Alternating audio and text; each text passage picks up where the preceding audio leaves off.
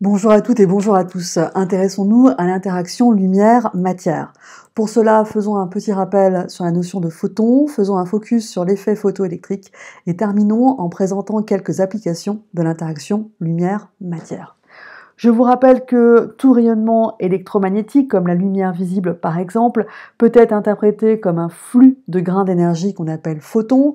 Un photon a une masse et une charge électrique nulle, et pour célérité, celle de la lumière dans le milieu considéré. C'est à Einstein et Planck que nous devons l'expression de l'énergie du photon, qui est égale à h fois nu, soit hc sur lambda, h étant la constante de Planck dont la valeur n'est pas à prendre par cœur puisqu'elle est donnée dans les exercices, nu étant la fréquence du rayonnement associé au photon, lambda la longueur d'onde de ce rayonnement, et c c'est la célérité de la lumière dans le milieu considéré. Je vous ai mis en haut à droite les différentes unités associées à ces grandeurs. Alors une petite parenthèse, je vous rappelle que la longueur d'onde d'un rayonnement bleu, par exemple, est plus petite que la longueur d'onde d'un rayonnement vert. Autrement dit, l'énergie d'un photon associé au rayonnement bleu est plus grande que l'énergie d'un photon associé au rayonnement vert. En effet, l'énergie d'un photon est inversement proportionnelle à la longueur d'onde du rayonnement associé. L'effet photoélectrique avait déjà été observé par Becquerel en 1839 et c'est Heinrich Hertz qui, en 1887, a davantage étudié ce phénomène et a précisé davantage les contours. Alors, de quoi s'agit-il? Intéressons-nous à un métal, comme par exemple le potassium. Donc le potassium est entouré d'électrons et supposons que l'on souhaite extraire, arracher un électron du potassium. Eh bien, il faudrait apporter une énergie de 3,68 10-19 joules, soit 2,30 électronvolts pour arracher un électron. Alors voilà en quoi consiste l'expérience de l'effet photoélectrique. On va d'abord apporter un rayonnement sur le métal, par exemple un rayonnement rouge, et on va constater que rien ne se passe, même si on augmente l'intensité de ce rayonnement. Rien de particulier. Alors on peut être surpris parce qu'on pourrait se dire, finalement, à force d'éclairer, peut-être que le métal va accumuler d'énergie suffisamment pour arracher l'électron. Apparemment, non.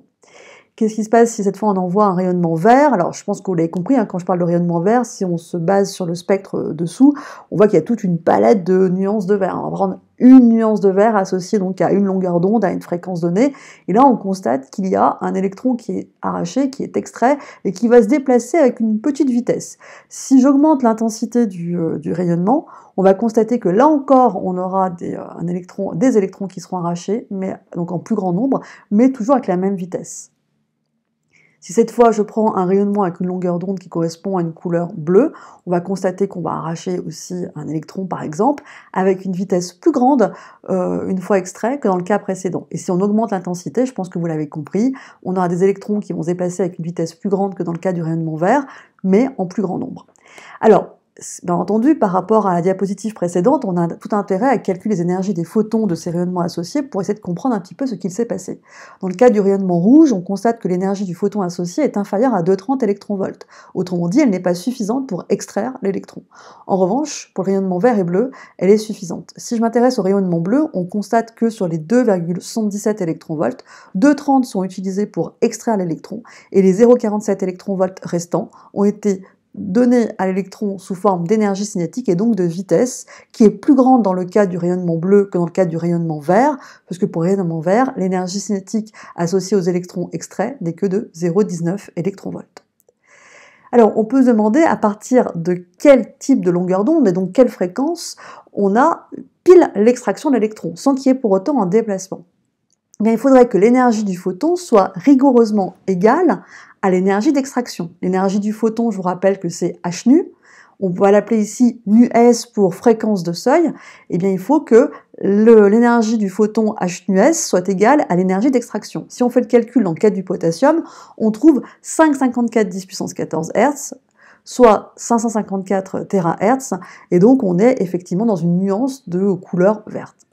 Alors, je pense que vous l'avez compris, ça c'est dans le cas du potassium. Si on prenait un autre métal, on aurait une fréquence seuil différente, et donc propre à chaque métal. En résumé, si on veut extraire l'électron d'un métal par un rayonnement, il faut que l'énergie du photon associé à ce rayonnement soit au moins égale à l'énergie d'extraction de cet électron. Dans ce cas-là, l'électron est arraché du métal. Si maintenant l'énergie du photon est supérieure à l'énergie d'extraction, eh bien la différence de ces deux énergies correspond à l'énergie cinétique. E photon moins l'énergie d'extraction correspond à l'énergie cinétique.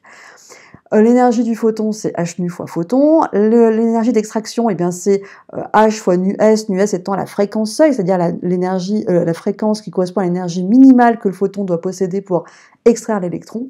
Et l'énergie cinétique, c'est 1/2 de MVE fois VI carré. ME, c'est la masse de l'électron. Et on note souvent VI, la vitesse de l'électron initiale lorsqu'il est arraché de la plaque. Si vous avez compris ce phénomène d'effet photoélectrique, vous n'aurez pas de mal à comprendre les principes qui vont être présentés par la suite. Si on s'intéresse à l'interaction lumière-métal, eh bien, c'est ce qu'on appelle l'effet photoélectrique qu'on vient de voir. En l'occurrence, on va prendre un métal, par exemple la cathode, en regard avec un autre métal, l'anode. Ces deux électrodes, en fait, vont être reliées, par exemple, à une borne moins et plus un générateur, donc on va créer ainsi un champ électrique, et on va soumettre la cathode à un rayonnement pour arracher des électrons. Ces électrons, lorsqu'ils vont être arrachés, ils vont être dans le champ électrique, et donc ils vont être accélérés vers l'anode. C'est ainsi qu'on aura des électrons qui vont circuler dans le circuit, d'où le passage d'un courant électrique. Et là, vous vous dites, c'est merveilleux. Pourquoi? Puisqu'on a converti un rayonnement en électricité. Et là, ça devient très intéressant. Ça peut même être a priori lucratif, puisque une source de rayonnement gratuite et illimitée, on en connaît une, c'est le soleil. Et l'électricité, c'est un besoin au quotidien. Et bien effectivement, on va utiliser cet effet photoélectrique pour convertir de la lumière en électricité. Alors ce ne sera pas une interaction lumière-matière qu'on va mettre en œuvre, c'est une interaction lumière-semi-conducteur. Alors pour faire simple, avant de parler de semi-conducteurs, j'aimerais revenir avec vous sur les solides. L'énergie des électrons dans les solides est elle aussi quantifiée comme pour les atomes. En fait, dans un matériau, qu'il soit isolant ou conducteur, les électrons vont avoir une énergie minimale, ils vont se trouver dans ce qu'on appelle la bande de valence. Et puis si on leur apporte une énergie suffisante, ils peuvent espérer atteindre une bande supérieure en termes d'énergie qu'on appelle la bande de conduction. Des solides qui sont type conducteurs, comme les métaux, eh bien, ils ont des bandes de valence et des bandes de conduction qui se chevauchent. Des solides qui ont des bandes de conduction et des bandes de valence très très séparées sont ce qu'on appelle des isolants. Et puis, il y a des solides un peu particuliers, pour lesquels l'écart entre la bande de conduction et la bande de valence n'est pas très grande. En fait, l'électron peut très bien sauter ce petit gap, faire un jump, pour atteindre la bande de conduction. C'est le principe des cellules photovoltaïques, qui vont convertir ainsi une impulsion lumineuse en une impulsion électrique. Et là, si on revient à notre contexte précédent, on peut se dire, ok, mais avec quel rendement? Pour cela, on va comparer la puissance utile, ici la puissance électrique, par rapport à la puissance fournie, ici la puissance lumineuse. L'ordre de grandeur du rendement, c'est 20%. Alors, on peut aussi faire le principe inverse, c'est-à-dire on peut imaginer qu'on a des électrons qui se trouvent dans la bande de conduction grâce à un courant électrique, et on va faire en sorte que ces électrons redescendent dans la bande de valence en restituant l'énergie qu'ils possédaient. Et quand ils vont restituer cette énergie, ils vont le faire sous forme de lumière, sous forme de photons. C'est le principe des DEL, des diodes électroluminescentes, qui, lorsqu'elles sont parcourues par un courant électrique, vont restituer cette énergie sous forme de lumière. Alors l'interaction lumière-atome, eh bien, elle vous est un petit peu familière.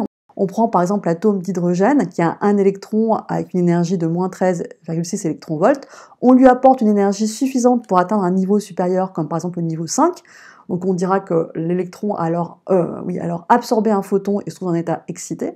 Puis après, cet électron va revenir à son état fondamental, soit directement, soit par étapes, comme par exemple en passant du niveau 5 à l'état 4, puis de niveau 4 au niveau 1. À chaque fois qu'il va redescendre des niveaux, il va se désexciter et restituer l'énergie accumulée sous forme de lumière. On parlera à ce moment-là d'émission de photons. On peut avoir aussi une interaction lumière-molécule. C'est le principe de la spectroscopie infrarouge.